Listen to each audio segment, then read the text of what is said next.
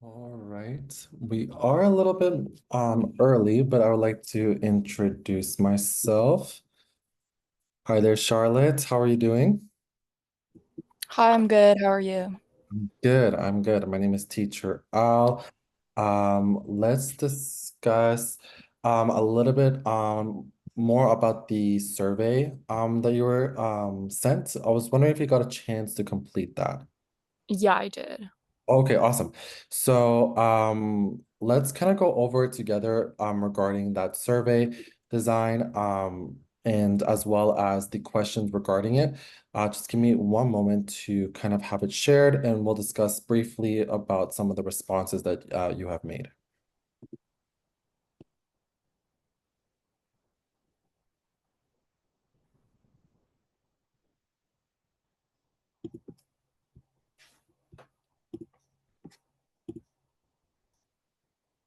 All right, so I did take quite a bit of a look on regarding your experience of writing competition. Now, I just wanted to you briefly discuss what writing competitions have you done in the process in terms of what you found difficult, what you found a great learning experience. Is there one particularly that you would be that you kind of look back to as a fond memory? Well, I just entered in one of them and like that was it. And I just thought it was like a really great experience, like especially like to like improve my writing skills and stuff. And I like I just like enjoyed writing the essay because I felt like I had like a lot of freedom Mm. with it. Yeah. So that's good. Yeah. And with any writing competition, I think that it's always great to play around with what is available to you, which it really is limitless. And in terms of your goals, understand that it would be freedom, building your writing, um, more, advancing it a bit more. Is there anything particular that you are that you would want to focus on more? And anything particular that you find a little bit more challenging? Um, I think like types of writing or like what do you mean? Well, it could be types of writing. It can be maybe just the creativity process. It could be how to start even a sentence. I know that could be very difficult within some students. So I'm just curious regarding what you find a little bit more challenging in your process of writing. So you can even give a list out. It doesn't have to be one word. Maybe just like yeah, sort of what you said, like kind of just starting with something, and like really like hooking the reader in. Like I like sometimes struggle with that. Hmm. And also just like kind of I don't know, like choosing like the right topic and like I think I could also like improve more on like sentence structure. Mm. Yeah. Yeah. Okay, awesome. Yeah, and those are all things that we're definitely equipped to help you with, especially with sentence structure, how to even start a sentence. We have some great resources available to you. Now, in terms of your favorite writing type, typically there is some. For me, I am very fond of academic writing. So is there a favorite type of writing that you tend to gravitate towards? I kind of just like persuasive writing. Okay, awesome. And with that, would you consider yourself that to be the focus of what you would want to do with us today, or you're kind of open for all types of writing? I'm like open for all types of writing.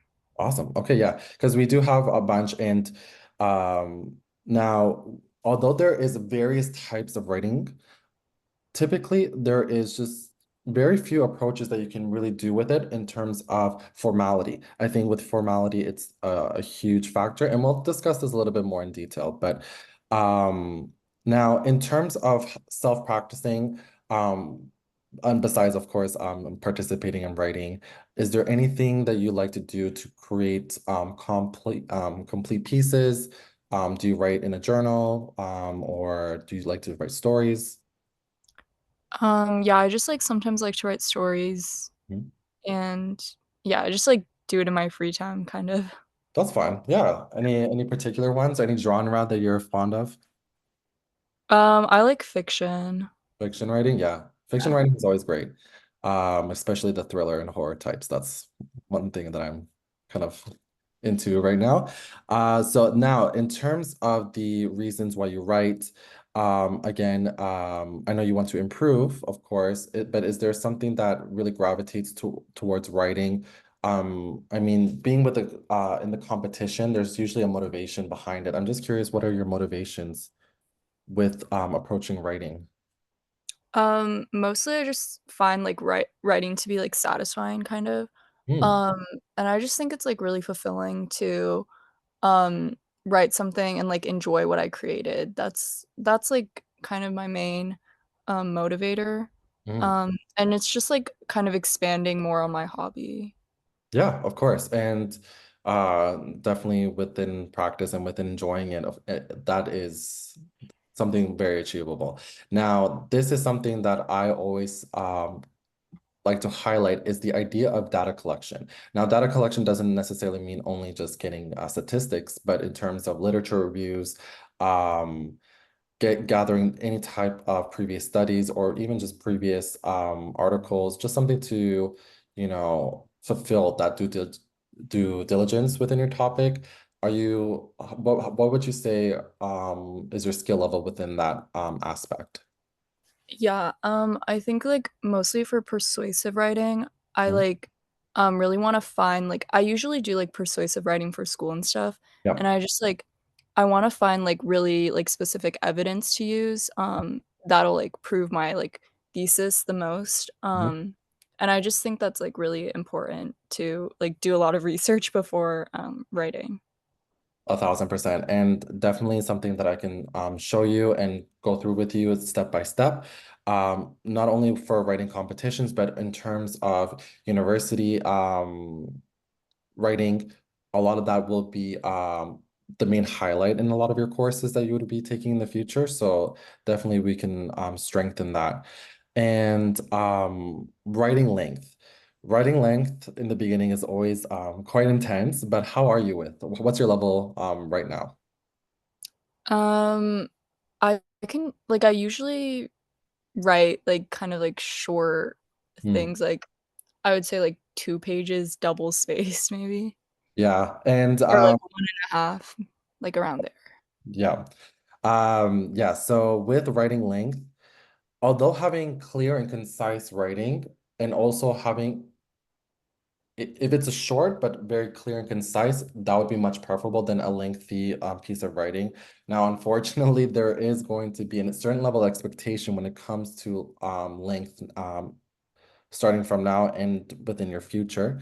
So I want to help you build that as well. So 1.5 pages to 2 pages is a great start, but I want to get you writing to 10 pages easily. And trust me, it sounds intense right now, but with us, I guarantee you that you're gonna find it quite achievable. Now, in terms of your writing, competition or not, what do you kind of relate it to in terms of your university applications or university prospects? I know that you are in grade 10, correct? Yeah. So yeah, so you're just beginning with the process of completing that. So this is a great start. Now, what is the steps you've taken so far in terms of approaching it Like just writing specifically. for writing Um, specific? yeah, I think like not that many besides like that writing competition that I did. Um, yeah, I yeah. Yeah. Okay. Yeah. And like I said, this is something that we can definitely help you with. And with writing, they're going to be asking for diversity statements and a lot of um kind of introductions to who you are and to what you can bring. And that involves persuasive writing, but it also involves how to be creative with the kind of tools you have at hand. So kind of just synthesizing all of that will be our goal for you. And then in your mind, what is the important factor in university admission? What do you think would be the most important factor that they would look for? I just think that like the most important factor is like leadership and like kind of just like taking like a strong role Yeah. um in like a position. 100%. And while that is very helpful, because the margin is becoming so limited in terms of what people look for, it's leadership, it will definitely help, but at the same time, it's also bring your own life on what you are understanding leadership, what and also how you understand yourself. What has that leadership brought to you? So that's going to be the kind of writing you're going to have to make clear within your university admissions. So this is good to know, and I know you submitted the form. I'll go through it in detail, but I just wanted to have a general understanding of it right now. So I'm going to stop sharing. We're going to look into today's prepared slideshow and discuss the New York Times writing contest and how some of these learning attributes that you'll get from these writing contests can apply to your own writing as well as university admissions even. So let me just get this shared.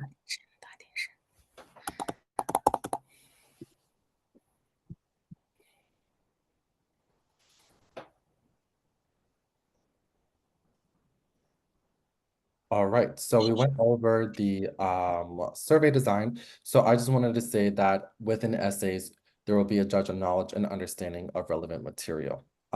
We have evidence, which is crucial, which we discussed about, argumentation and the quality of it. There's opinions, and then there's actual supported arguments. So we'll discuss this a little bit more and further out, but that's two things that I want you to kind of keep in mind. Originality is huge. And we'll discuss a little bit more about originality, structure and writing style. Again, very important, persuasive force, and captures all that was just mentioned right now. The very best essays are likely to be those which are capable of changing someone's mind or touching people's hearts. Now, these are key differences. What is the difference between touching people's hearts and changing somebody's mind in a more specific writing context? What do you think? I think touching people's heart kind of like maybe compels them to make a change rather than like just changing their mind. 'Cause like I think changing people's hearts is like more impactful than just the mind, I would say. And I for sure agree with you. Touching people's hearts creates action. I think the most obvious one I can think of right now is Martin Luther King's speech, I Have a Dream. This speech not only changed the mind of a lot of ignorance, but it changed the mind of touched the people's hearts to create action. So yes, to your point, it creates action.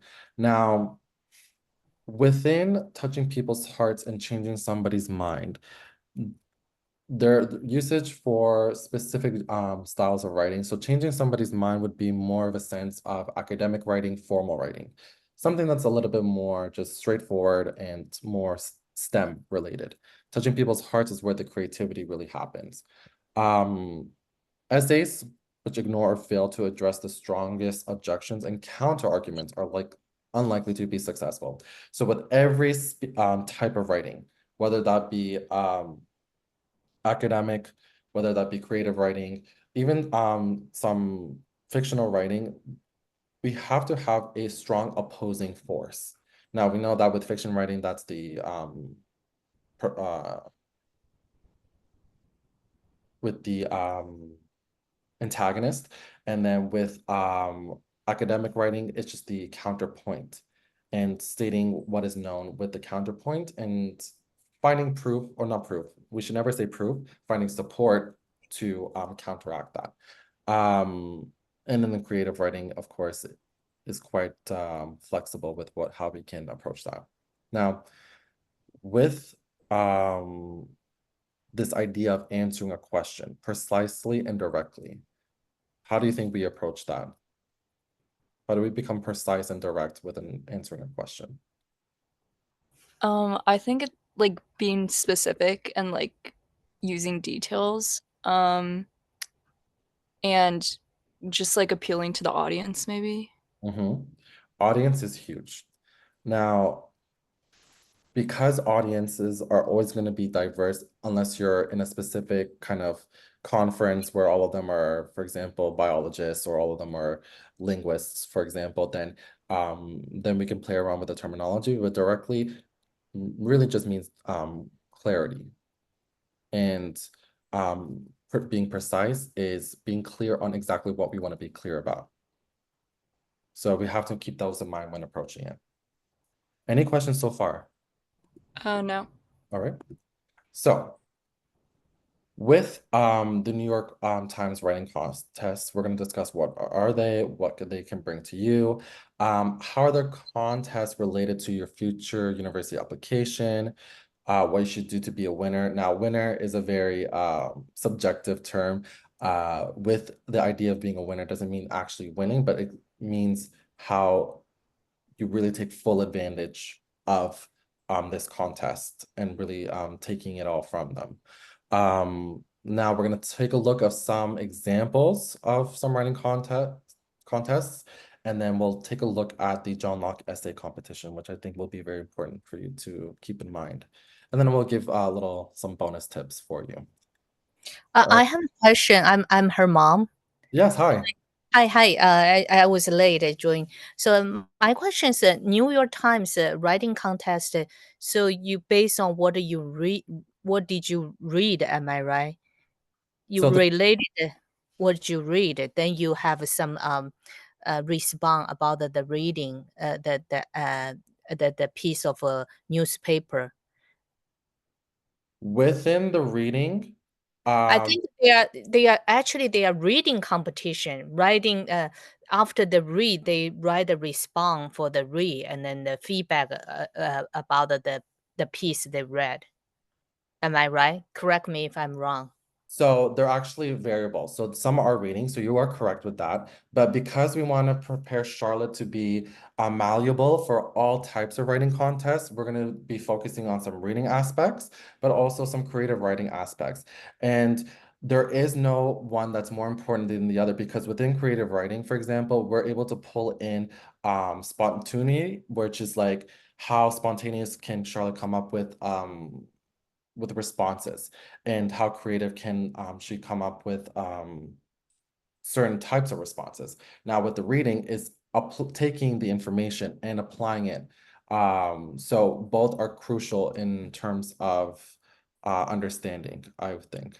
Yeah, So I think that maybe writing some uh, feedback about what it should read maybe will be narrowed down a little bit to just created a creative writing piece. You will have the target. You have to respond and then tell your feedback and your opinion.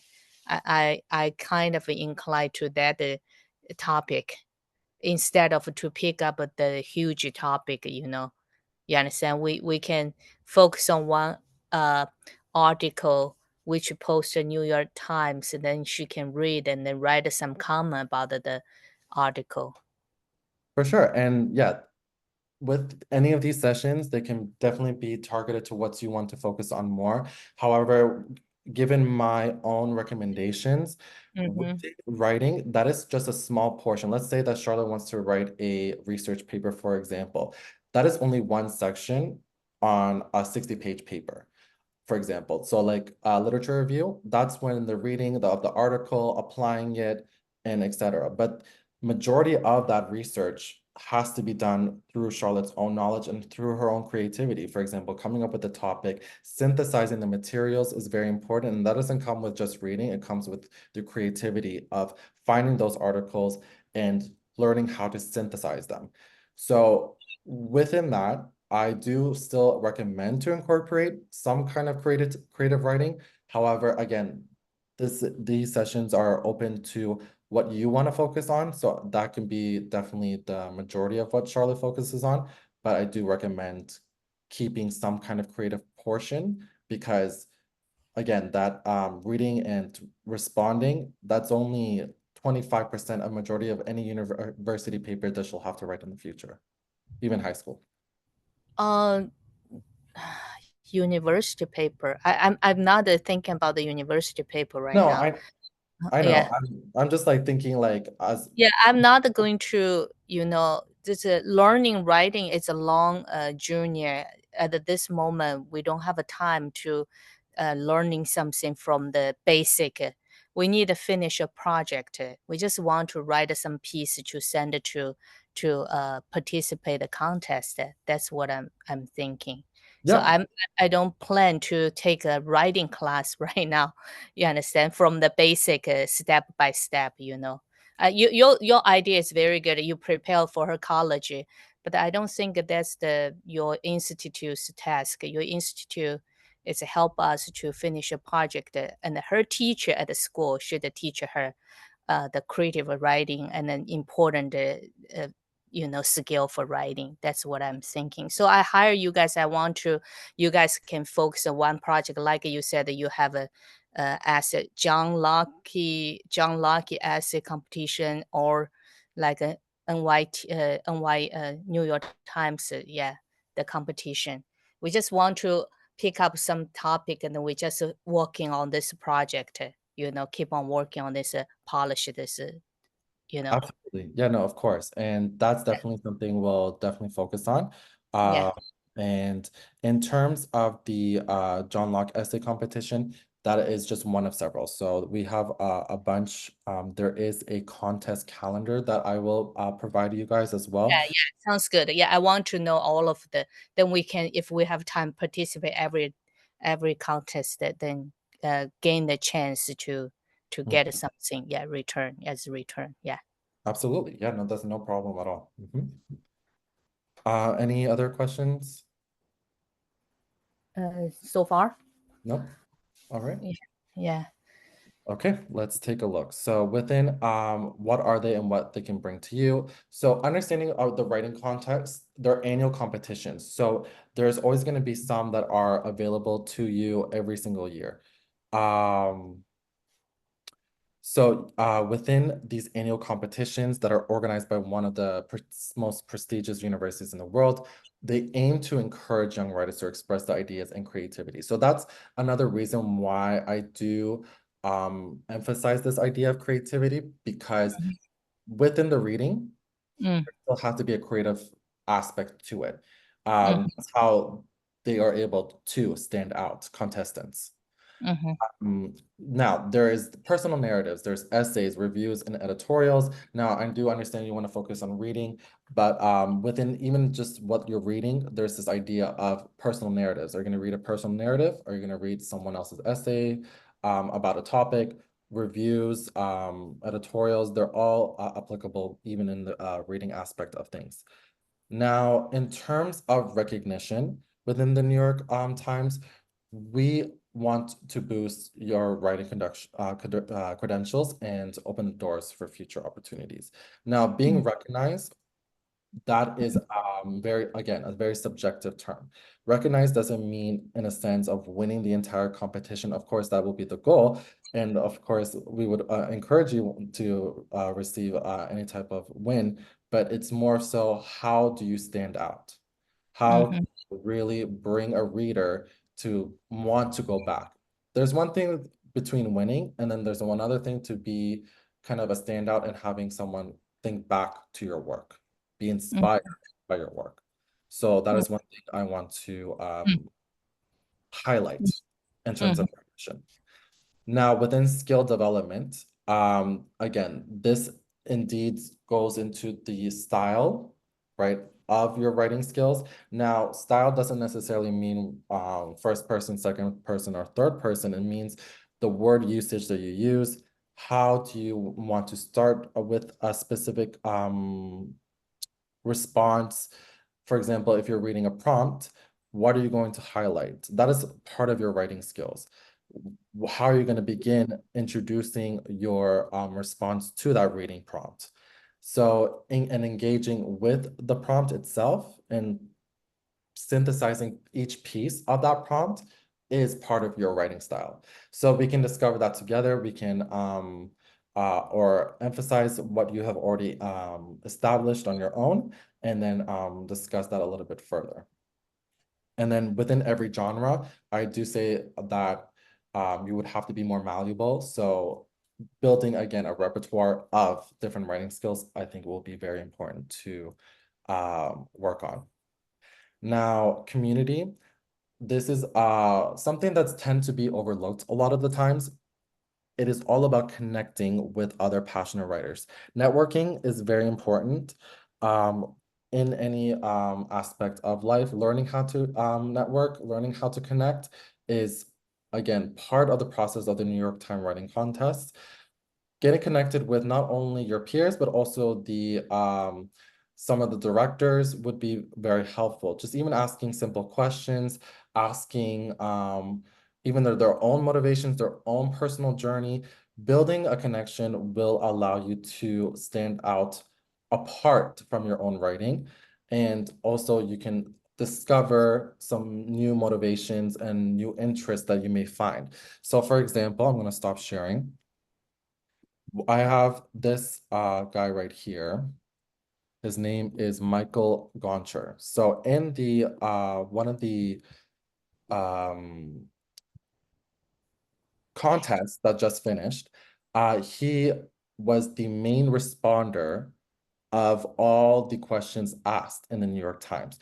And I was seeing a lot of students, a lot of people having conversation with Michael Goncher, and he would initiate. So this is how you connect. Even just leaving a simple comment, an email, understanding who you're talking to is also very helpful. For example, we see that he joined the Learning Network in 2012. He talks about mentorship, teaching, designing curriculums. He taught about urban education, so that if you're approached with a project in the future, for example, you can always approach him. So getting involved with the New York Times is, again, very important. Building that sense of community, building those relationships so you can take full advantage on what you learn from them. All right. Mm. So I'm going to go back to the slide.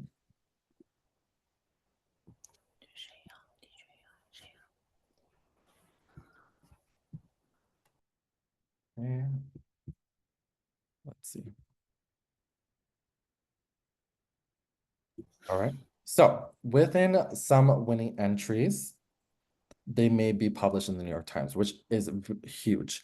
This will build your resume. Publication will always be very important, irregardless of where you are in life. Having something to put as a backup and getting published will give you a wider audience. Within a wider audience, you're able to not only build on your own stories, but you're able to build on your connection, your sense of community, and even references, if you will.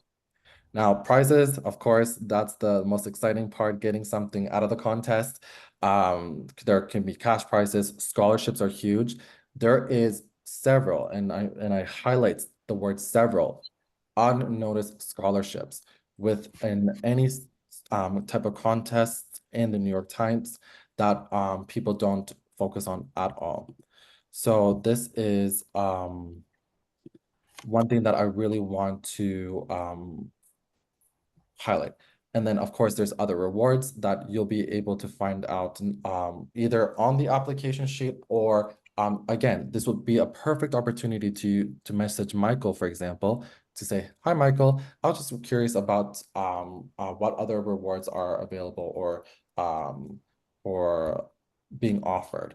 Then that would be a good reason to build a sense of community, a sense of conversation with the New York Times. Now, if you're passionate about writing and consider participating in these contests, I want to showcase your talent and, of course, grow as a writer. So that is one thing that I want to focus on. And one big thing is that a possible admission ticket to a top university. So again, I know your focus is just the contest itself, but it's never bad to always think about the future, plan A, B, C, and D. So this would be a good way to kind of research a little bit about how you can really apply these writing contests for the future. All right, any questions? No. No? No, All no, no. I have. Yeah, Okay. no. right. Yeah. So you list some contests that only seems only New York Times. No, they said New New York York Times. Times has many different types of Oh, okay. contests. There's How some. about the other kind of yeah? Would you like to kind of satisfy that curiosity? I can show you the calendar if you like right now. Okay. I can show you that, no problem. Let me get that open for you.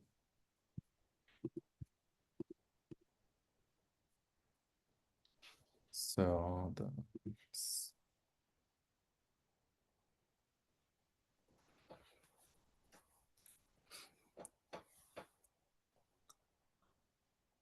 there is a calendar available, and this is right here.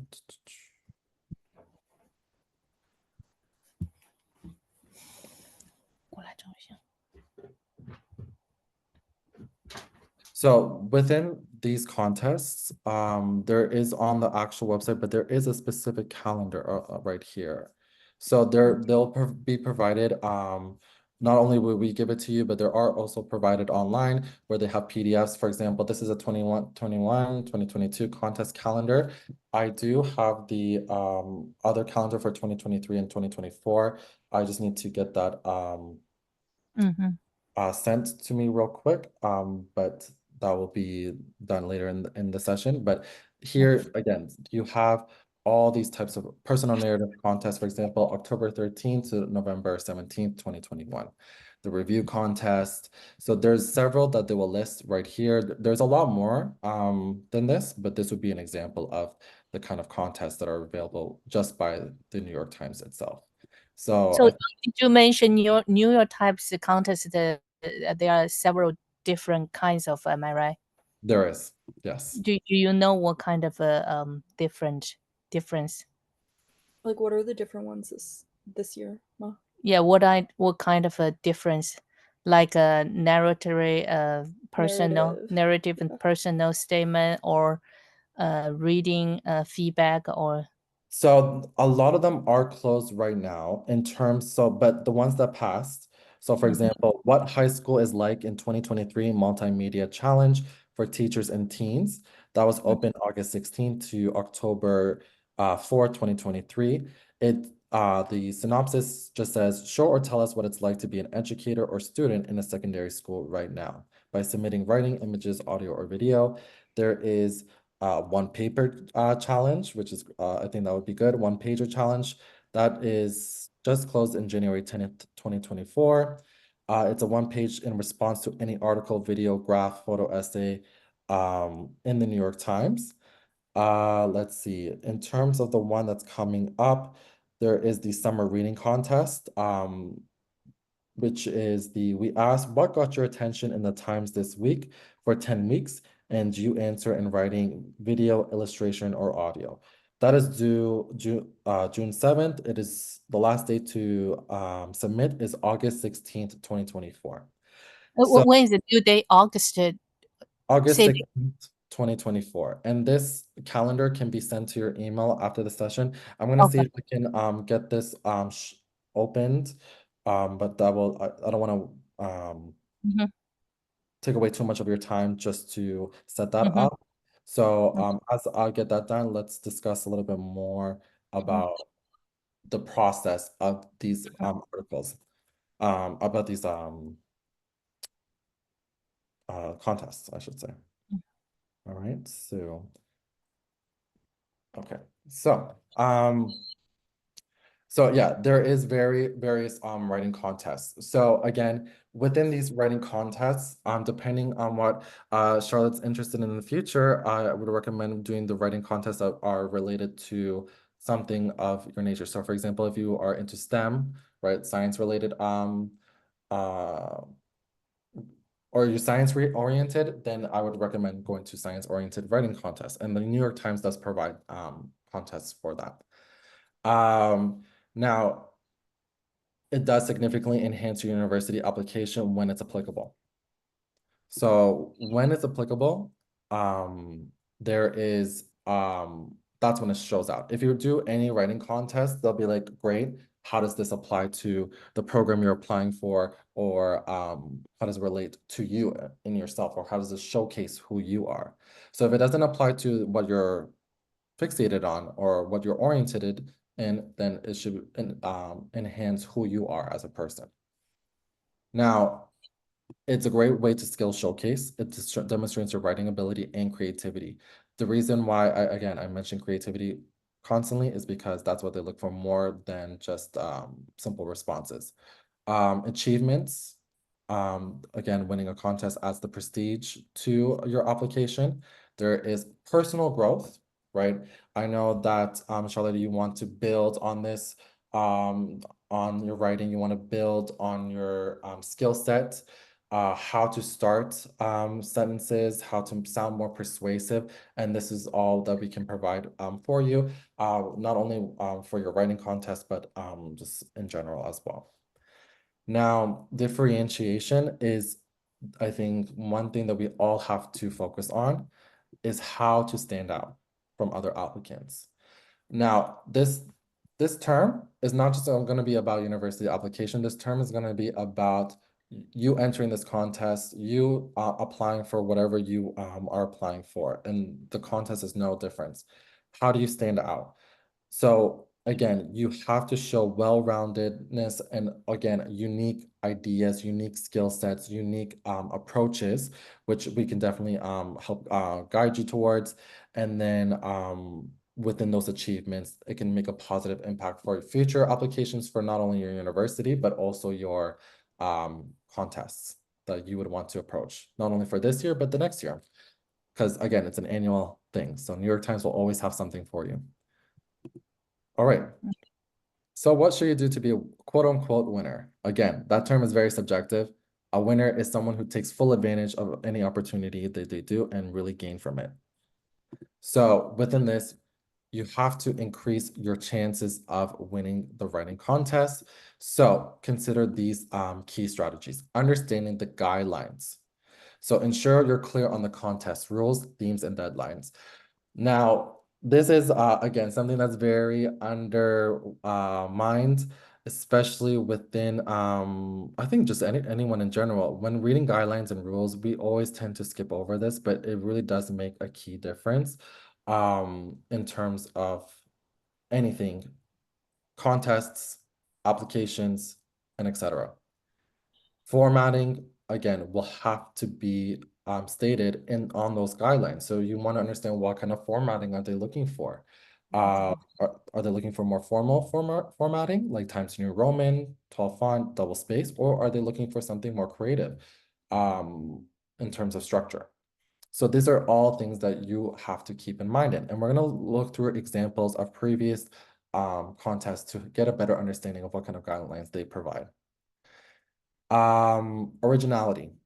They create unique and engaging content that stands out. So, Charlotte, I'm just curious, in terms of your approach for finding unique topics, what is your process like? I just like maybe like reading some articles in advance and like getting inspiration from that.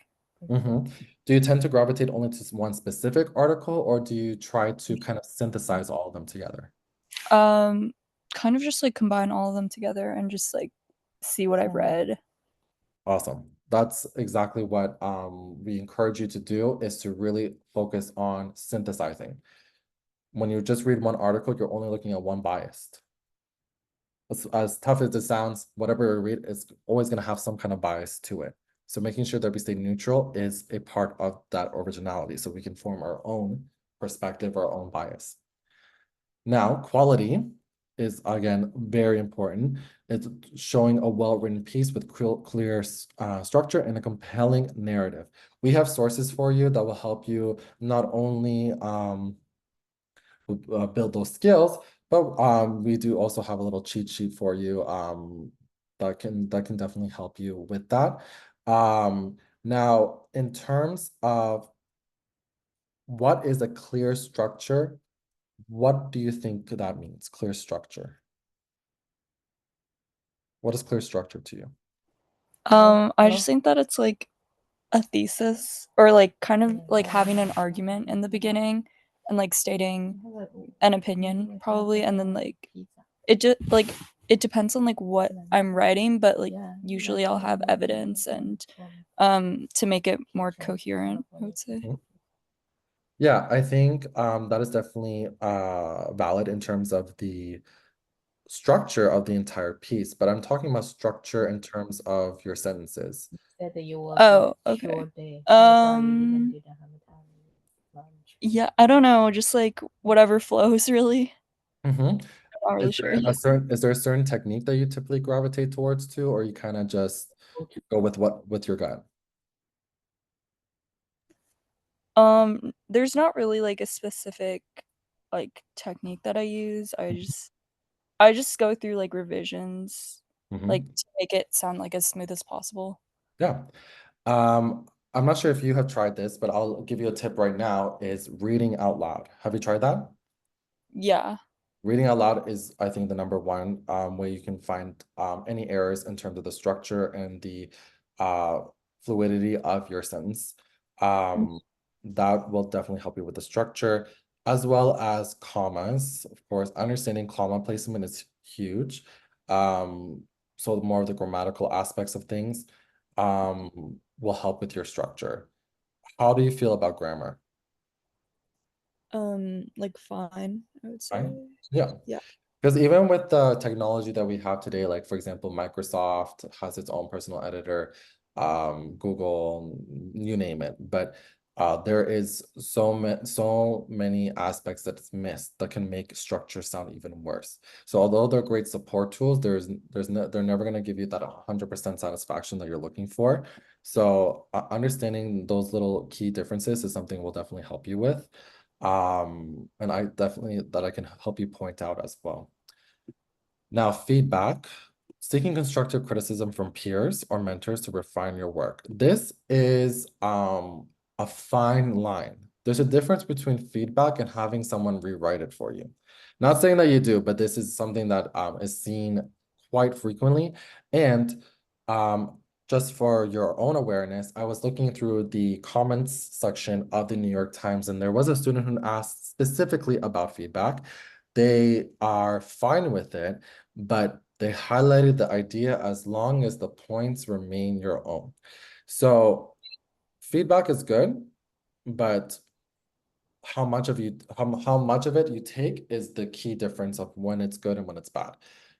If someone rewrites an entire sentence for you, then just take elements of that and then rewrite it in your own words. You don't want to lose your sense of originality because it sounds better. It's more of like understanding what you can tweak it, how you can tweak it and improve on it.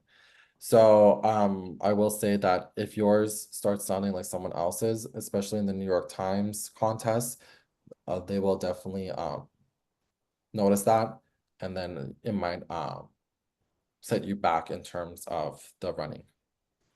I have a question. Do Yes. you have any way to show us some sample the contestants' work, the other contestants Like winners? winners' work? I did look. Now, right now, I do not have access to the winner's works, but I do have them saved. So when if we do decide to continue, what we will be doing is providing winner examples and looking at the theme from each one. What key elements do they all consistently have? Because at the end of the day, the New York Times, as much as they would love to read every single one with passion, they're probably following a specific guideline and seeing how much each person ticks each box. So once we're able to identify those elements, then we can apply it to yours. But as I said, right now we don't have the access to all the winners' samples. So when we do, that's the first step that we're gonna take. But I do have examples of an actual contest of what they're looking for, and we can discuss further on like how you would approach it. And then I can already give you a little bit of feedback. I'm not asking you to write anything, but I want to see a little bit of your thought process throughout this session. All right, and then of course, polishing, editing, grammar and style, and all that. Now, in terms of formatting, that is something that you'll have to pay key attention to, and they usually put that in the guidelines. Again, persistence and learning from each experience is very important. Even if you don't do well on the first time, take what you can get in terms of the feedback. Now, I will say, unfortunately, the New York Times contests do not give feedback. There's over 8,000 students that applied just in one contest. So they're not going to give you feedback. That is something that we can do, is give you feedback. So even if you didn't do well the first round, what we can do is work together and identify what went wrong or what we Did you can. did you say 8,000 for one test or for several different kind of tests? It was one contest, which was very shocking. Well, not very shocking, but quite a high number. For one contest, there's 8,000 students that applied. So for last year, you mean, or this year? No, it was just one contest that just finished this year. It was let me open this one up. It was let's see. Actually, I have it here. This one. Oh. It was this one that just closed by the Learning Network. It was an open letter contest. Oh, what's bothering you? Can I see who could you? I'll go over this in more depth and we'll discuss this, but I just wanted to tell you that it was for this specific contest that we're going to look through, 8,000 applicants. 8,000. Wow. Wait, so do they only like choose one winner per contest? Maybe they have a different layers winner. Huh? I was going through the feedback that Michael was discussing with some of the students that were commenting, and it seems like he used the term winners, which is plural. So I don't think it's just one. Now, of course, as I mentioned, doesn't mean that there's going to be many winners. So, and out of a pool of 8,000, it would still be a very small percentage. Yeah, I know. Yeah. I have a friend, a daughter. She won the first place, several years ago among 2,000 students. Oh, wow. Yeah, I didn't realize 8,000 that much. Even she told me 2,000. I still think of there are lots of participants, but now it's 4 times. Yeah, 4 times. It's She crazy. got the Stanford, the girl. Yep, and that's exactly what we mentioned right from the start, right? New York Times, it's very prestigious, and with Yeah, that, it's an admission ticket. It's like the chocolate factory ticket, like the golden ticket to these to schools. university. Yeah, very Exactly. prestigious. Yeah. So now, unfortunately, kids are a lot of kids are waking up now because they understand there's more competition, right? There's more of motivation for education, more motivation for doing these extracurriculars, such as the New York Times contest. So there's of course, going to be a surge. So that's why, again, I mentioned in the beginning of this aspect of creativity, because it's not as simple as response. Yes, you're right. Need to be So, very creative. Yeah. So, and how we get that sense of creativity is something that we'll definitely focus on. But again, I will never go out of what you're looking for. I will definitely keep what you say in mind and make that the core focus. But yes, unfortunately within 8,000 applicants, you have to stand out somehow. So Yeah, that's very hard. very Yeah. hard, but with us, we'll definitely find a way. Mhm. So here are the example contests. This one is called the open letter contest within the New York Times. This just recently finished, and I was reading as well that they don't announce winners until 2 months after the application. So keep in mind within these contests, you do have to still wait 2 months. So just because you applied for one doesn't mean you should stop applying for others. So because you're not going to hear anything until later. So within those 2 months of waiting, I recommend always, just never stop moving, continue applying for these contests, which is something that we can definitely help motivate you to do, because I know writing can definitely get a little tiring. Now within this idea, this contest, this is the kind of guideline that they're looking for. Mm. And this is what they stated. What's bothering you?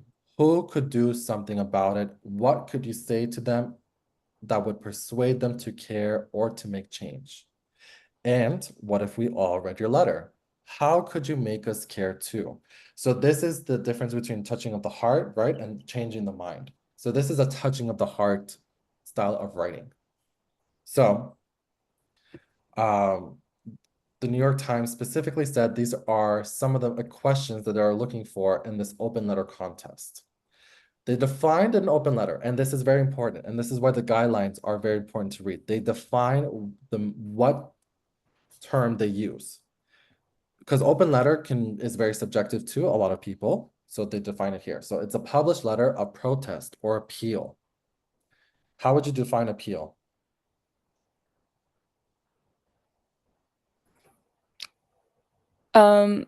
Wait, are you asking me? I Yeah. think that like appeals like something that like captivates like the viewer or the reader's like attention. Um yeah, just that. Mm-hmm. Yeah. Maybe story from some personal story or some story you heard from people. Yeah. That would be all aspects you can contribute, but this definition of appeal is this kind of counter argument to an individual. Now, I say argument very loosely because it doesn't mean it's a confrontive thing, but it's an idea to emphasize and really harden your position on your stance. And then, so this can be addressed to an individual, group, or institution, or for the general public. Now, think of the many Dear Taylor Swift's open letters you can find online and on social media. So with these Dear Taylor Swift's, they're addressed to Miss Swift, of course, but again, they're a way to really help a writer share their opinions and feelings on some of the messages that Taylor Swift has brought with her music, or just as an artist. Feminism, ticket sales, I know is very a popular piece of writing, not only that the New York Times have talked about, but several news articles have talked about this. So again, in the music industry. This is a good opportunity to think, which part of Taylor Swift do I want to talk about? If everybody's talking about ticket sales, do you think that would be an appropriate thing to talk about in your own application? No. No, right? Because everybody is talking about it. And these are some of the things as well. And I do want to briefly mention that some of our students, Joshua Martoma and Megan Rain, who have won some of these contests. So they were able to understand these kind of positions that they took. Now, with an open letter, because we have this key term appeal, what kind of voice do we want to make sure we're keeping consistent in our contest, in this contest? Um I don't know, like direct? Direct. Do you know the more formal term for it? No. It's called active voice. So there's Oh, active voice and passive voice. Active voice will be very appropriate to use in this contest. So that would be like already step one in approaching this kind of contest, is understanding what kind of voice do you want to choose. Because we have this key or hint of appeal and protest, we're like, oh, this is not something we're like, oh, hey, Taylor Swift, like, so nice to meet you. Like, nothing of that cute kind of nature. It's more of like of protest and appeal. So we want to be firm and direct and active with our voice. So these kind of key terms is something that we would bring out to you when approaching any kind of contest that you do with us. So as you might already know, if you've read Martin Luther King again from Birmingham jail. It's an open letter and it's literary devices. Though it seems on the surface to be intended for just one individual or group, it usually reads more of like a personal letter, but actually it's a persuasive essay addressed to the public because Martin Luther King is an activist. With any type of activism, they don't focus on the small groups. They focus on the masses. It's all about the intent. So understanding intent, again, is very important in approaching this kind of contest. So if we're trying to appease the masses, that is something that we have to keep in mind. Within and just like a quick little fact is that it has a thousand tech leaders about the dangers of AI. And then what's funny is that this 2020 letter addressed to Harry and Meghan and this video letter from young Asian Americans to their families about Black Lives Matter are all example of that tradition. So again, it's this idea of Black Lives Matter, but realistically speaking, it's just talking about the discrimination of minorities in general. Or at least that's the intent of that message. So it's one of those things that understanding intent will be your key to standing out. Now, this is what the New York Times would be asking you. Write your own open letter to anyone you like on any issue you care about, as long as it is also appropriate and meaningful for a general Times audience. So this is key. This is the key thing that we need to focus on. What are some terms that will help you in your writing or approaching this contest? What do you think? What are some key terms? Like, what do you mean? So in this prompt right here, what stands out to you to really, yeah? I guess like whom like I should write to, like that's like the main idea of it.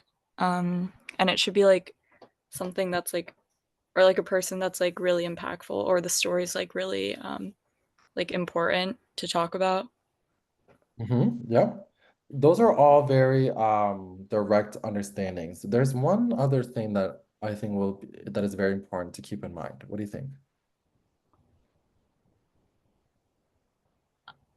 Creative. I don't know. Who do we have to be meaningful for? Like the audience. The audience, but they specified the general Times audience, meaning they don't care about the general masses. They care about Oh, who's reading the New York is it Times. the second bullet point? Pardon? Is it the second bullet point? Okay, sorry. Oh, I was yes. just last one. Yes, the second bullet point. Sorry. I should have specified that. Yeah, no, the second bullet point, general Times audience, right? It's this idea of we're writing to the Times audience. So that's our step one. Before we even write anything, we need to understand who is a Times audience. What do people look for in the New York Times? Now, of course, the New York Times writes about several things, but we should be kind of researching a little bit of what the New York Times really emphasizes within their articles. What is the first tab? Even the length of a paper, even the author of certain articles. If you look through the New York Times and you find a repeating author, it seems like the New York Times or the audience of the New York Times really enjoys that topic, right? So a repetitive author means an author who's successful and who brings interesting stuff. So then we can look at what that author is writing about and then go from there. So Okay. that would be our step one in terms of that. Now, how we do that and go into that, well, we can definitely discuss a little bit later.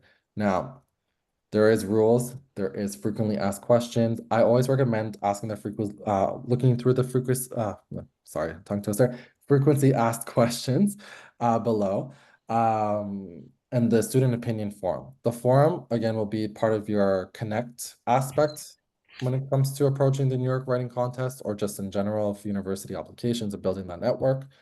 The frequently asked questions, it again is the something that can help you confirm some things, clear some stuff up, and etc. And the rules, again, very important.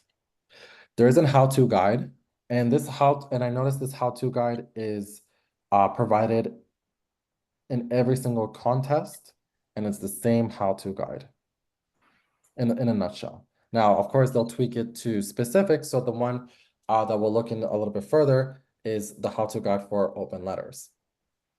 Now, in this context, there is going to be some questions. So and they use the word expect. And this is what I mean. Part of standing out is not just standing out just by writing. It's about asking questions and getting involved with the community. Community building is huge. And with a person like Michael, right? If we look into his biography once again, let's take a look.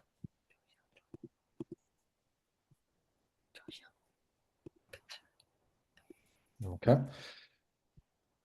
He is very inspired by urban education. He's inspired by history.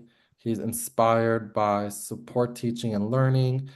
He was a teacher mentor. So his resume or his background, despite being a deputy editor, is more about teaching and mentorship. So this is more so that he loves a student who is reaching out and being active. So even if you have those doubts in your mind, thinking, should I bother this guy or not? No, bother him because look, that's all he did throughout his life is guide people. So feel free to give him a shout or give whoever the shout to whoever is involved in that contest. And you'll be able to find them out for whoever's responding in the forum. So that's very easy to find. All right, so let's go back to the slideshow. Okay. So within these contests, it's the same email. So lnfeedback@newyorktimes.com. Every contest that I've seen, they always provide this one, or the majority of the contests that I've seen so far. I'm sure there's maybe a little bit more depending on the contest, but this would be the most common email I've seen so far. And then they specify considering hanging this PDF one-page announcement on your class bulletin board. So indirectly, again, they're highlighting understanding the guideline. So despite your temptation to skim over it, this is actually the one thing that you should be going through thoroughly to understand this contest. Now, here are some kind of recommendations that they talk about and that they give. There's a lot more, but I only provided a little bit here just to give you an idea. So they talk about the challenge of writing an open letter. So it's specific audience that calls attention to an issue or to a problem or anything really that brings a reflection or action on it. So whether you choose to write to your parents, teachers, school board members, or mayor, a member of Congress, the head of corporation, an artist or entertainer, or metonym like Silicon Valley, the Kremlin, ask yourself, what do I care about? Who can make changes, big or small, local or global, to address my issue or problem? So let's go back to the Taylor Swift example. Let's say even though we said we're not going to do the ticket sales one because it's too obvious and everybody's talking about it. Let's just use that as an example for now. Who would we talk to in that example? What do you think? Wait, for the Taylor Swift prompt? Yeah, the Taylor Swift prompt in terms of ticket sales. let's say that we're discussing about how hard is it and how expensive are these tickets. Who do we contact? I don't know, like the sellers maybe. Yeah, the sellers, the venue. Um, that could be a recipient. So then it would be your initiative to search who is the uh manager of that venue. Who's the owner, who's the director, whatever title they may use, who's involved of those ticket sales in that venue. And you should search for a specific venue too. So typically, you should find a venue that's close to your area. So let's say you live in Los Angeles and find out where Taylor Swift is performed or where she's performing, and then you can go into that little rabbit hole right there. And then there you not only specify who you're going to contact, but you still relate it to yourself in some way. Because of course you're going to be introducing saying, I live in Los Angeles, like um at this place it's very hard to get, and etc. So you're incorporating still yourself into that letter, which is what they look for. Now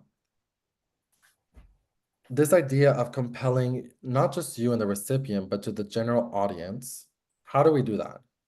What can we discuss to really bring forth the entire audience? Maybe just like how like absurd all like the prices are, and like how it's like affecting people, and yeah. Yeah, sure. Like, so you're in grade 10, right? You're a teenager. So that although we talk about the general audience, it's still okay to specify. So your emotions, right? And that's what you mentioned, the absurdity. So when something's absurd, you're upset. You want to complain. So you bring out those emotions into your writing is how we compel the entire audience. And then when we just go a little bit further, you're a teenager, so maybe discuss how it affects you as a teenager. So then not only does it affect, you can talk about the general audience, you can bring in the community that you're involved in. So again, it's still bringing back towards you, highlighting who you are, highlighting what you do and what you're all about. So, and trust me, the New York Times really look into this. So the Times have published numerous open letters over the years, both famous and ordinary people. So there is a long list that's provided on the website in their related guide of all the different types of open letters throughout the years. Unfortunately, because this is a new contest or that just closed, we won't be able to see that until July. Is from what Michael said. So we'll have to keep an eye out for that and see who won. Now within this contest invites students to express themselves and imagine that the words can lead to real change. So this idea of change and expressing themselves. So I already mentioned how we express ourselves, right? By what? Do you remember? How do we express ourselves? Emotion. Yeah. And what else? um I don't know. Your demographic. So like your age group, Oh, um okay. so what is your age group kind of like talking about? What words are they using? Uh, it's okay to incorporate a little bit of slang, but use that maybe as direct quotations if you do. But that's later. I don't want to dive into about the details. But yes, your demographic, the emotion. That's how you express yourself, and then words that can lead to real change. So providing a solution is typically the case. Now, how would we be able to provide a solution? Like giving suggestions, or Yeah, suggestions work, but where do we find these suggestions? Do we come up with it? like through research, I would say. Hmm? Yeah, Like through research, yeah. hmm. Exactly right. You can look back to maybe a previous concert of a famous artist. Let's say uh who was really famous, maybe that was Taylor Swift's level at the back. Maybe the Beatles. Maybe the Beatles had some some similar issues, right? Or Michael Jackson, maybe. So maybe we could take a look at what venues did for Michael, for everybody to see Michael, or for everybody to see the Beatles, and then provide what solutions that they come up with and bring it forward. So that would be how we would approach this kind of contest. Now, here's the must, and they put caps in it. So you know that they really, really expect you to do this. Miss 1 point of these, then you're pretty much out of the competition. And there's 8,000 applicants, so they have every right to be picky, unfortunately. So focus on an issue you care about and with which you have some experience. So this is something that's interesting. Experience. So what kind of experiences would you be able to provide is something that you have to think about. Off the top of your head, Charlotte, what experience could you relate to and bring to your open letter?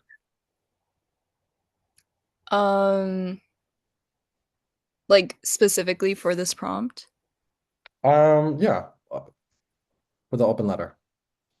Oh, maybe just like I don't know, like a story like relevant to like the topic.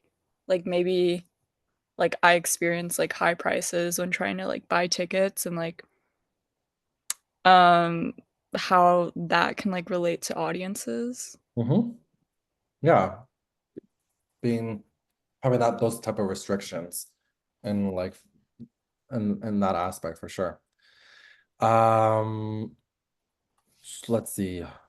In terms of serious issues with the New York Times, they're very cornered in how we explain these kind of serious issues like bullying.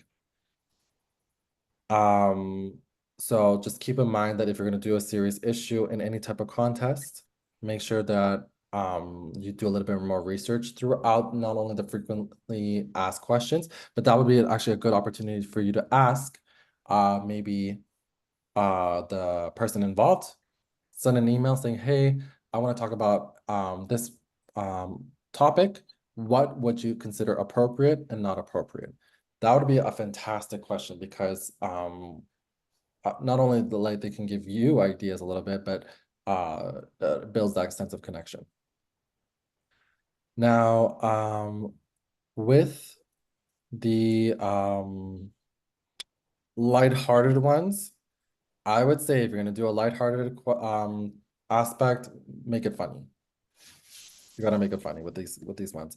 But again, the student opinion forum and the how-to guide will all help you with those type of aspects. And again, the specific audience to the issue will be helpful as well. So again, your demographic would be good. Call for action, whether the change you seek is something tangible, like asking Congress to enact a law or demanding a company stop the harmful practice. So again, contacting that venue would be something more abstract, or inviting your audience to reflect on something they may have never considered. So although you can look for solutions, maybe you can even feel inspired by your own solution and just say, through the inspiration of this solution, I have come up with this new plan for this venue to achieve cost-effective tickets and etc. So that would be something that you can definitely have fun with. Now, be suitable and compelling for a wide general audience. An open letter simultaneously address an explicit recipient, whether Joe Biden or a gym teacher or the general public, your implicit audience. What does implicit mean?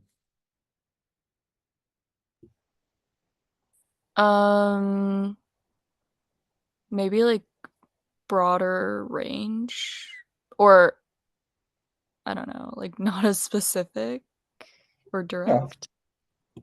Um, there's two ways to consider implicit, but the core is the same. So they're very, very close to actually to the topic or to the audience, but that doesn't mean that they have to be stated. Okay. So it's kind of like this understanding within your audience who the implicit audience is without actually having to say it. Okay. That's very tricky to do. and especially to make it very clear to all the readers. So that is again something that you'll have to practice with. Now, within every single point, it becomes repetitive, and it becomes repetitive with this idea of meaningfulness for anyone. And the second thing that they repeated again, who might across the New York Times. So highlighting keywords in these guidelines will be a very good skill to build up on to really be successful in these kind of contests. Now, if it's in a letter, your tone and your voice has to be appropriate for the audience and purpose. Now, a letter can be informal, but typically with the people who look into the New York Times, they're varying in age. So we don't want to be too informal. We don't want to use like too much of slang terms like, I don't know, like slay or LOL or well, that's more of an abbreviation, but you know what I mean, with any type of those slangs that are being used commonly now. Not everybody understands that, so it already rejects a part of your audience. So we can be informal, but not too informal. Now, when you are taking in a type of essay, especially if you're trying to change the heart, we want to focus more on the body of it. So we can start with a Dear X, but because in the guide it says no, find a more creative way to start a letter. So this would be something where we have to bring creativity into it. How do we approach a letter without starting with dear? Because out of that 8,000 contestants, guaranteed at least maybe 40%, maybe even half will start with dear. So they'll probably already canceled those half from the get-go, unless your body is really, really good. So informal, funny, if that makes sense for your purpose and audience, then yes, please. So out of this entire paragraph, what are they looking for? To be entertained. They don't want it to be boring. So that is the key idea of getting it from that point. And then in terms of the related guide, there's many examples that you can like link to and that can help you think about this specifically. But in terms of the formatting of the letter, it will help you loosen up a bit, express yourself in your natural voice, and etc. Again, persuading the general audience. Oh, and here is an important piece that we cannot miss. Make your case in 460 words or fewer.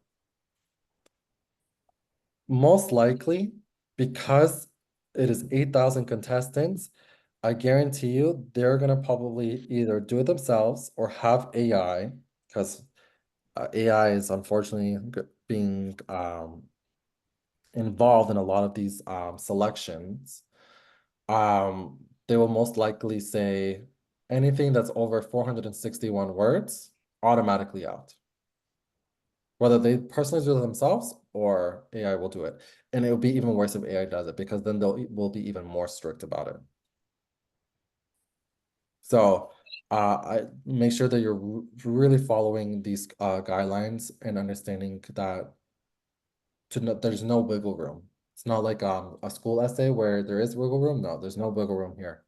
So that's something that you have to keep in mind. Now, title and sources are not part of the word count, so that's great.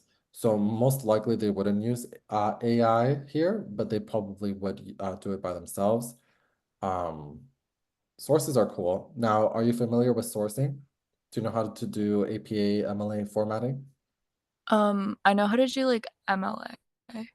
Okay, so there is a use for both APA and MLA. So depending on the contest is depending on what type of formatting you choose. So, Okay. and that's something we can dive in a little bit deeper in future sessions where we can discuss when do we use specific type of sourcing. And then inform with evidence from at least two sources. So that's key. Again, two sources, including one from the Times and one from outside the Times. So again, we get some key points here. We're getting some aspects of where we need to source. Now, outside the Times, this is a very tricky question. What do you think they mean by outside the Times? Um, They highlighted the word trustworthy, so that can maybe help you answer that question. What do you think they mean by outside the Times? like just like other sources besides like New York Times. Yeah, but what's considered trustworthy? Oh, like something that has like credibility. Mm-hmm. But let's say like, would you use another news source to source your, like, let's say instead of the New York Times, you find the BBC or the Al Jazeera. Would you use those ones as sources? Um, yeah. Maybe. And this is one of those things that we have to think about, right? Wait, but like if it were like another like news like article, like wouldn't that be considered trustworthy? Or Yes and no. It's okay. trustworthy in a sense that, of course, they did their research. What they do is, of course, trustworthy work, but at the same time, you're applying to a news article writing contest in the New York Times. They hate their competitors. And again, they specified the audience of New York Times. So they are still inputting their brand into this contest. So we have to make sure that if we're going to use a trustworthy source, most likely we want to avoid other news articles. Okay. And then learning how to find trustworthy sources, again, we'll go over together in future. And then because this is a letter, not a formal essay, they're not asking to provide in-text citations. Are you familiar with in-text citations? Um, no. So in-text citations is part of that MLA formatting or APA formatting. Um, Is it where just like the link on the bottom or no, like a it's citation page or nope, it's when you're writing your paragraph, at the end of a sentence, you put your in-text citation. So for example, let's say that the sky is blue. And I discovered that. Teacher Al, and when did I publish my article? Let's say 2024. That's an in-text citation. Oh, okay, yeah. Mhm. So we don't need that. But some contests might need that. So again, we have to keep an eye out for these kind of things. Um, Now, in terms of the evidence, they should be able to tell where it came from. And they say, be careful to put quotations around any direct quote you use and cite the source of anything you phrase. I'll paraphrase. So again, even though they said in-text citations is not needed, they still want you to source everything that you paraphrase. So most likely they will be also keeping an eye out on plagiarism. Well, for sure they'll probably do that. So if you're gonna paraphrase something, it's better just to cite it and call it a day than having the risk of them accusing you of plagiarism. Even if it was something small, add it. Providing it's a new source. If it's all from the same source, then it doesn't matter. You already cited it once. Okay. Any questions so far? I feel like I haven't asked you that. No. No? Okay. So here are their rules. In addition to their guidelines, they want students 13 to 19 in middle school or high school to participate. All students must have a parent or guardian permission to enter. In terms of the application process, that's something that we can dive in a little bit deeper. I tried looking to see if there was an example of of that kind of how does that permission get included into the application, but that's something that we can dive in a little bit deeper because I'm sure each contest has their own niche, or maybe the New York Times has just one portal, but that's something we can discover later on. Again, and the frequently asked questions section will give you some more details about that. Now, the writing you submit should be fundamentally your own. So this is what I'm talking about when it comes to feedback. It should not be plagiarized, created by someone else, or generated by artificial intelligence. Be very, very careful with AI. They have programs with that detect AI usage. So even if you like use it once for even the smallest sentence, if it indicates or shows any of that nature, then yes, it will be pretty dangerous to do. And then you can also get disqualified. So keep that in mind. Now, originality, they emphasize that many, many times. And judging by this being an annual thing that the New York Times do, they probably have heard it all. So it's always good to play around with the originality, have different options. And then that's when maybe you can ask for feedback and get someone to have a second opinion on what they think sounds the most original. Whether that be your peers, your teacher, or with the Dr. Joe Academy, literally anyone you have access to. It's always good to get a second opinion with the options that you create. Never make one option. So within that, keep in mind that the work you send should be appropriate for a Times audience. That is something that could be published in a family newspaper. So no curse words. So there we go. They specify no curse words. So even if like it might be beneficial to add that specific word, make it family oriented. So what that is, that's something that you'll have to play around with. Now, Okay. this point doesn't confuses me. I don't know why the New York Times would add this. You may work alone or in groups, but students should submit only one entry each. I would email like a person like Michael to be like, what do they mean by groups? How does the prize or the winnings get distributed? So this would be something also a good opportunity to specify with that person. Okay. Okay.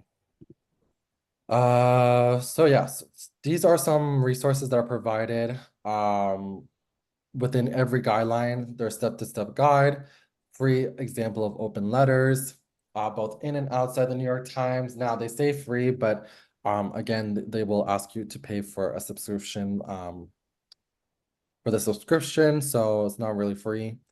And then their writing prompt, to whom would you write an open letter? This prompt offers students a rehearsal space, thinking about to whom they like to write and reason their writing and why they think that issue is important. So they probably just give like a little summary of what you need to do. Okay. So argumentative writing prompts. So they publish new argumentative writing prompts for your students each week in our student opinion and picture prompt columns. So it's always good to kind of take a look at them. Now there's over 300.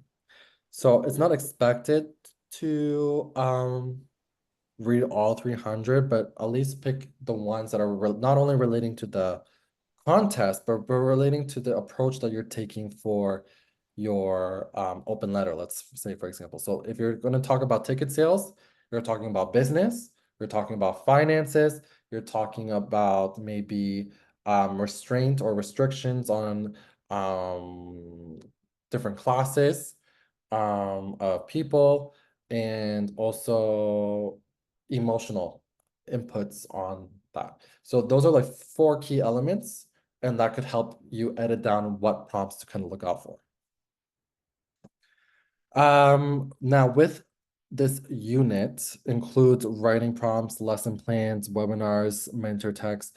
So all very cool stuff. Webinars, I recommend you completing, as well as if they provide lesson plans that'll give you a certification of completion, I recommend you doing it. But I would say webinars are going to be the most important because regardless of whether you get a certification or not, you can always mention it. And you can always learn from it as well. Not only in your within your university application, but also your resume. If you do a webinar on, let's say, academic writing, or STEM writing, this would be good for I'm just putting it out there, like let's say you want to be like a biologist and you're already like applying for companies or whatever. That's a webinar that can be useful within your own resume. So webinars are good. The resources can help students make compelling arguments and again cite reliable evidence. Citations, this is the problem with citations, is that some websites makes it overly complicated. I do have some good resources that can make things a little bit more simple. But again, they're all researchable, the citations. Just knowing when to use them and when to and what's the difference between them, that is when it gets a little challenging. Rhetorical strategies for their open letters would be as well useful. Rubric. So, quick question, Charlotte, when do you use how often do you look at a rubric? Like before I start like writing. Like if it's for school, like I look at it before I start the assignment. Perfect. Awesome. Yeah. That is something that it's a must. The rubric is pretty much your cheat sheet on how to win this contest. And I have one actually available to you. Let's take a look at it together.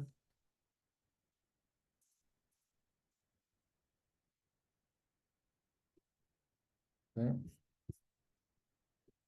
So this was the rubric for the open letter contest. So they have the challenge of 460 words or fewer. So here is the judging criteria. Purpose: open letter calls attention to an issue or problem and prompts reflection or action on it. So purpose, very important. Again, they mention the audience, very important. And they highlight this idea of public general audience. So not only you're writing directly to a person or group or organization, you want to make sure it's still applicable to the general audience. Then you have your analysis and persuasion.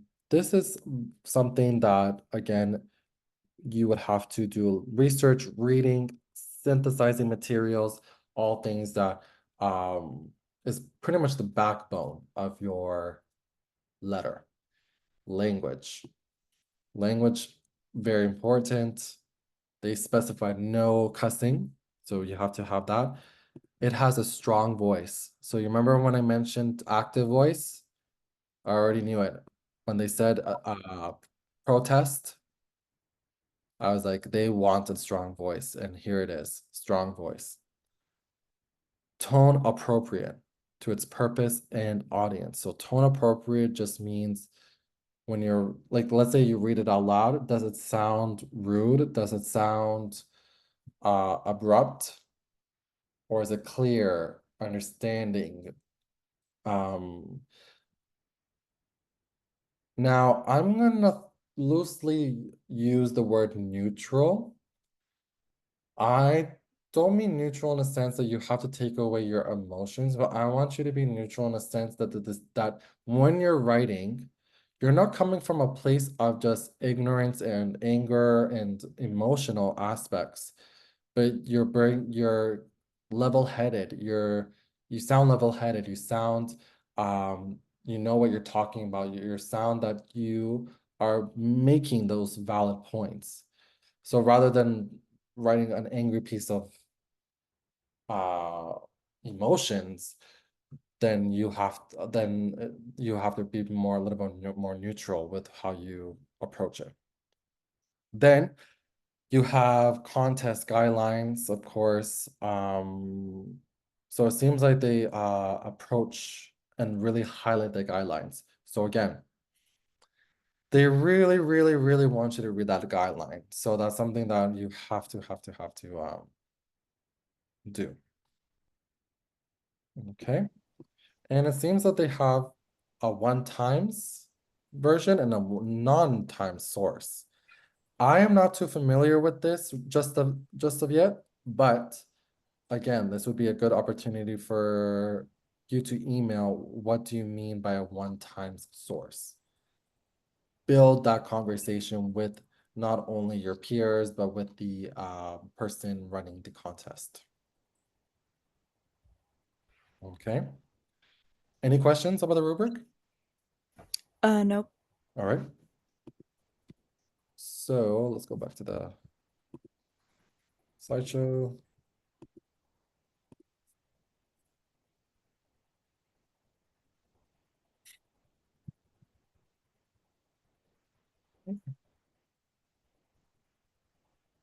So yeah, this is what we have here.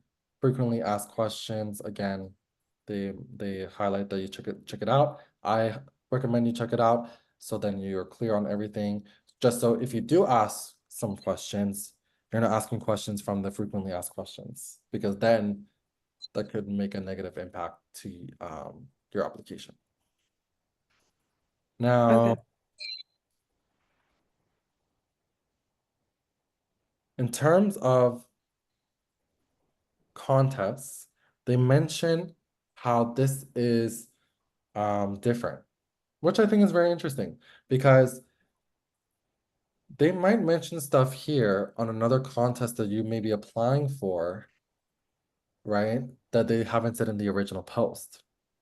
So this could be very good to kind of keep in mind. Find other contests that mentions the open letter contest, because maybe they can give pointers that they never brought out to begin with. So with that calendar that I have, maybe you can take a look as well. But it's also in the chat, by the way. There has been sent some links as well as the contest calendar. So you have access to those links as well. Okay.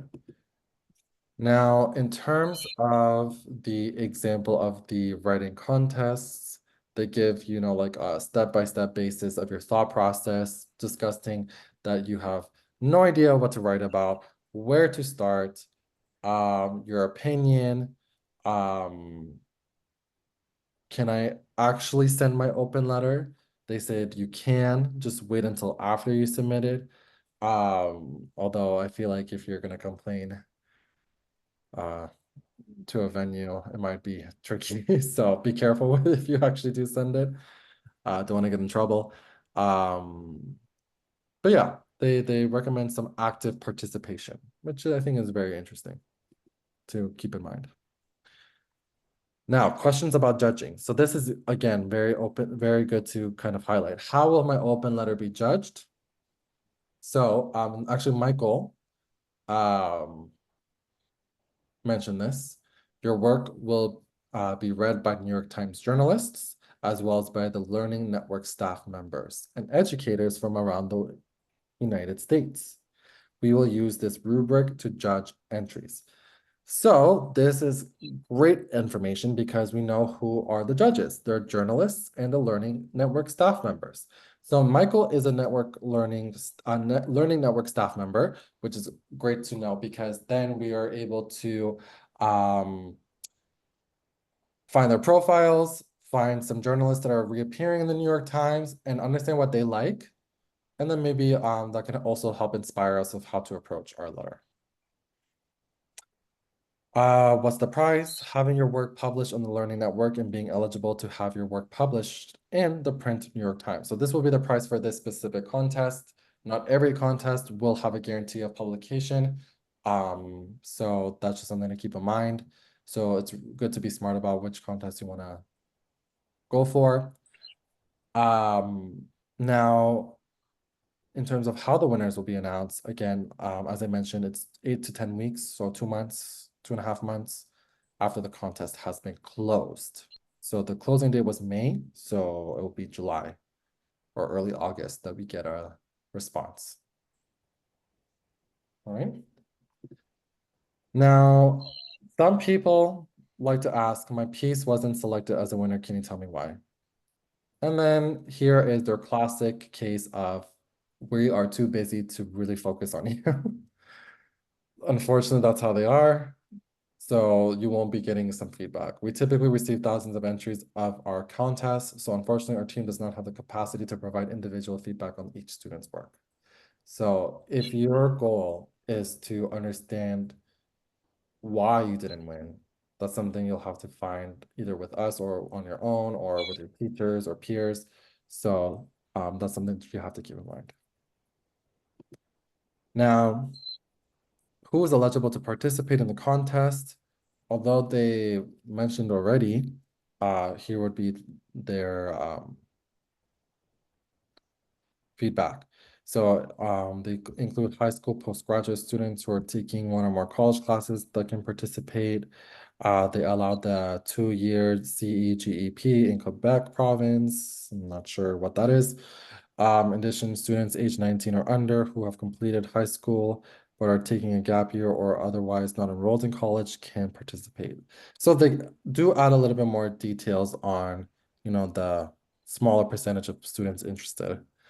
Now, the children and stepchildren of New York Times employees are not eligible to enter this contest. So if you are involved with the New York Times employees, maybe don't ever mention it, or oh, I hope you have a different last name.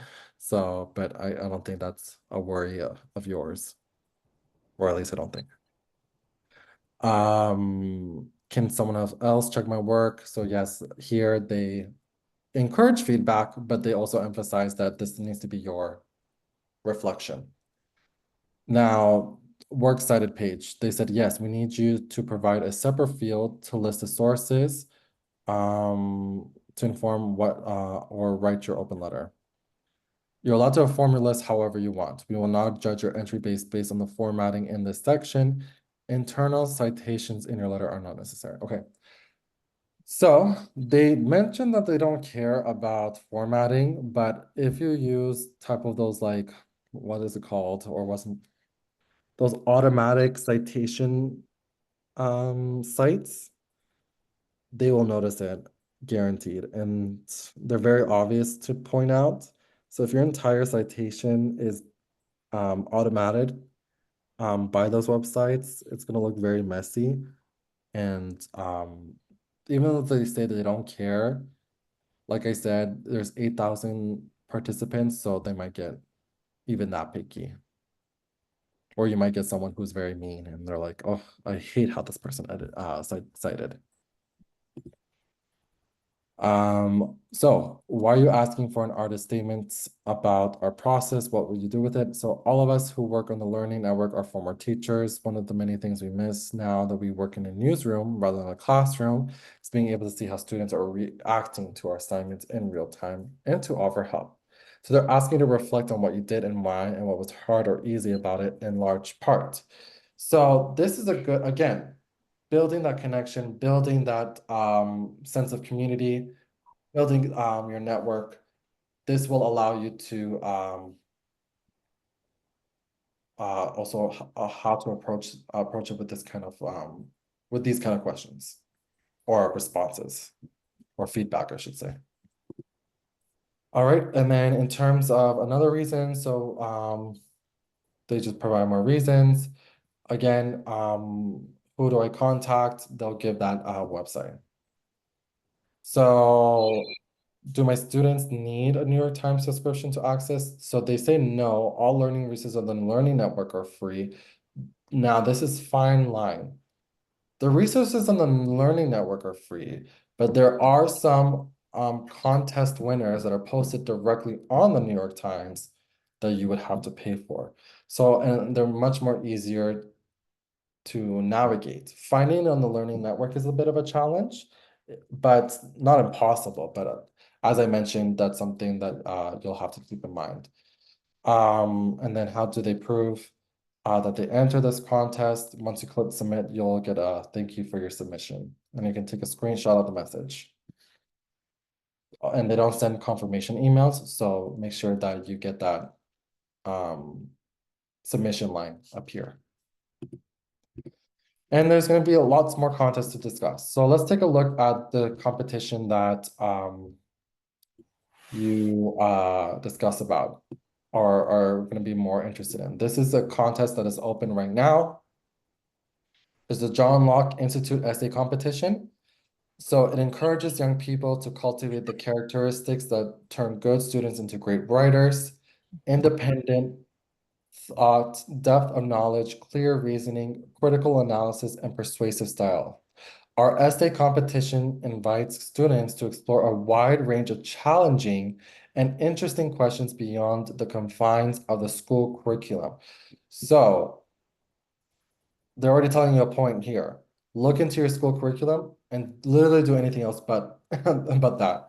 So that's something to keep in mind. Entering an essay in a competition. Which organization of us?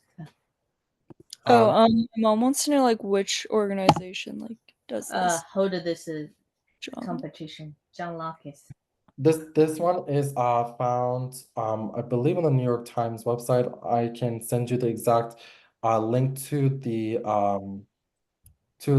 competition website at the end of our session. Okay. All right. The John Locke, not Yeah. talking about. Oh, 就是说 John Locke. John So, Locke is the John Locke, yes, it's actually this essay competition is separate from the New York Times. My mistake. Yeah, separate. Yeah. Yeah, so it's on the website, official website. I'll have that sent out shortly, but let's go through it together and kind of discuss a little bit of how you can approach it. All of our essay prizes are judged by a panel of senior academics drawn from leading universities, including Oxford and Princeton, under the leadership of the chairman of examiners, former Cambridge philosopher, Dr. Jamie White. So you have a team of academics, and one thing that they favor, and one thing that's already that you know you have to do is be formal. They are crazy, crazy, crazy about formality in academia, especially senior academics. So they're going to be drawn about the formality of your writing already. The judges will choose their favorite essay from each of the 7 subjects. So you have philosophy, politics, economics, history, psychology, theology, and law. And then select the winner of the grand prize for the best entry in any subject. There's also a separate prize award for the best essay in the junior category for under 15s. So, step 1, look at the previous winner. Who won this? Look at the previous winner of the essay competition. What subject did they choose, and avoid that subject for sure. For example, if last year's winner did psychology, I don't think the committee would want to award another psychology essay. So that's something to keep in mind.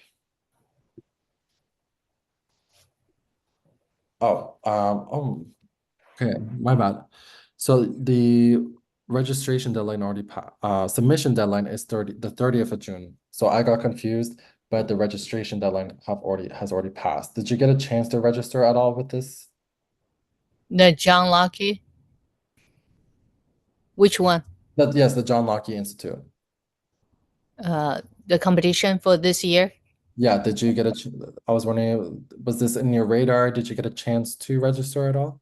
No, we just heard it from your class. We never heard of this before.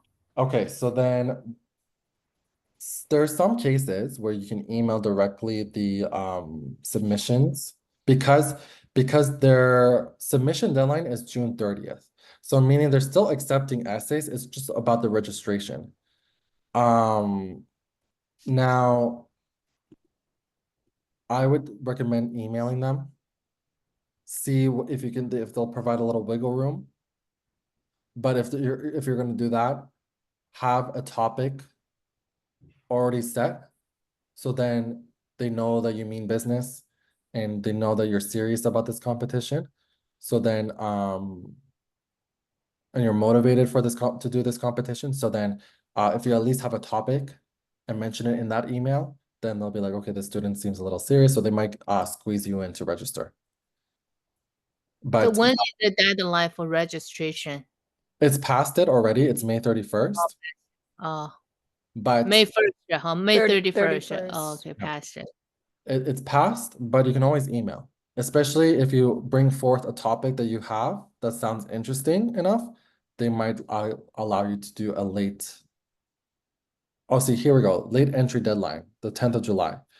So there is, so most likely they would actually allow you to still register. Because they already have late entries, they already have submission deadline that still hasn't passed. So this registration deadline is still relatively new. And might have a little wiggle room for you to inquire about. Okay. So don't give up on this one. I would say figure out a topic and email them as soon as possible. Okay, so and then conferences. Now, if it's close by to where you are, attend as many conferences as you can. There is a great learning experience when it comes to conferences. It is a great opportunity to build networking in conferences, and they can give you pointers on how to approach any competition, not just the John Locke Institute, but just any competition in general. And also you can find inspiration within those peers as well. They can give you they can even tell you some new competitions that might be popped up. But this would be a good opportunity if it's close by. So take a look at that, see if it is. And then the awards dinner is September 21st, 2024. So yeah, although the registration deadline is already passed, you still have the opportunity to do so. I think it'll be a good chance. All right, so let's summarize, and then let me give you a little bonus tips on approaching these kind of contests.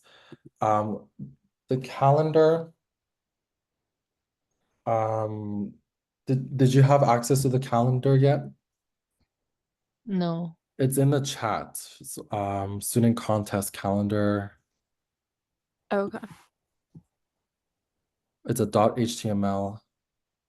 I can open it myself and let's see if Oh we wait, can. I think I got it.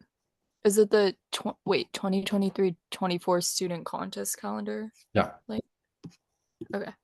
So this would be the link you can take a look in.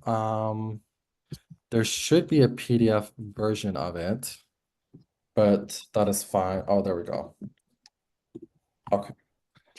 I'm going to share the screen. Here we are. So the New York Times Learning Networks 2023-2024 student contest calendar. It's on the link that is sent. They provide a link to the specific one. The next one that I see that's coming up is the summer reading contest that's due August 16, 2024. We Wait, asked, I'm yeah, not sure if I have that like version of it. yeah, it's so this, you go to this link, it's Yeah. right here, the PDF version. To download a PDF version of, click here. So And then, you mean next coming is August 21? so August 16th is the due date for the summer reading contest. Oh, summer reading coming. It's a New York Times, am I right? Yeah, this is the New York Times. Oh, so when is the registration deadline? I believe it started June 7th. I don't think there's a deadline. I think it's just a submission. Let me confirm that for you right now.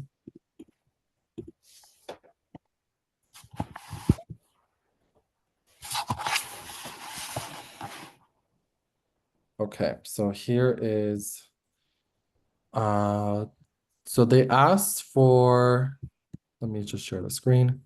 This is their guideline. So students are invited to tell us what they're reading in the Times and why. This year, in writing or via 90-second video.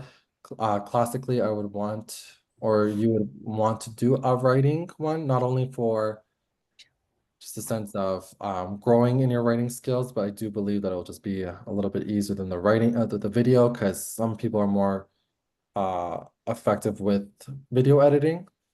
So I don't think it would be necessary to do a video. I think it would be better to do a writing. Yeah, video editing, Charlotte can do. She likes editing. Am I right, John? Yeah, I can like edit a video. Okay.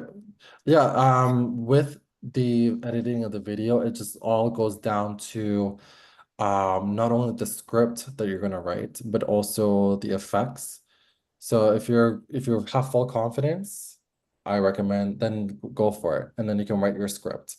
But it just then I would recommend we should take the time to look at previous videos, see what they did, see what effects they use and stuff like that. But